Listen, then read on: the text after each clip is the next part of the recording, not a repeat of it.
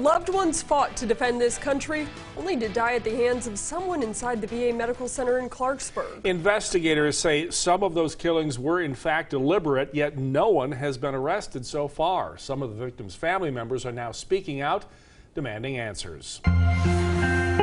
Felix McDermott was 82 years old at the time of his death at the VA Hospital in Clarksburg in April 2018. A decorated career soldier, he retired with the U.S. Army rank of sergeant. I mean, Dad had 20-plus years service. He was military through and through his whole life. Even after he retired, he got together with his Army buddies. McDermott was in the VA hospital but was improving enough to be released to the VA nursing home. But before that could happen, he had a sudden, unexplained drop in his blood sugar and he died. Nearly 5 months later, his family received a shocking visit. In the end of August, when the FBI showed up at my house.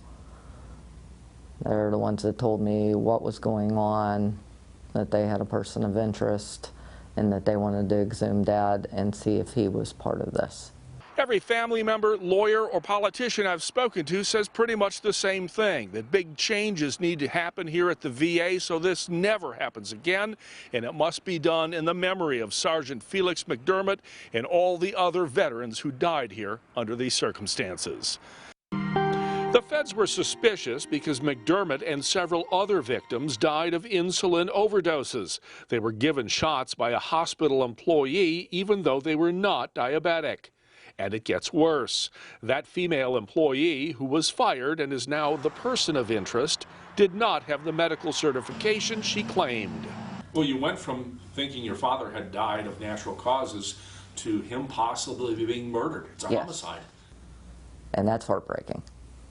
There's no other way to explain that. That's totally heartbreaking to find that out. I'm very angry. There's no other word for that. I'm very angry.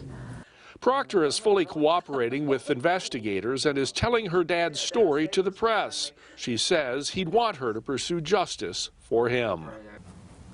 Knowing my dad, he's sitting up there looking down saying, get him, you know, make somebody pay for this, you know. She wants the person of interest arrested, prosecuted, and imprisoned.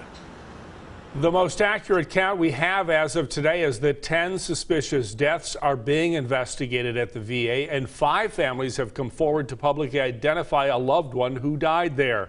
3 of the cases have now been ruled homicides. So far, that person of interest has not been arrested, and she continues to reside in Harrison County.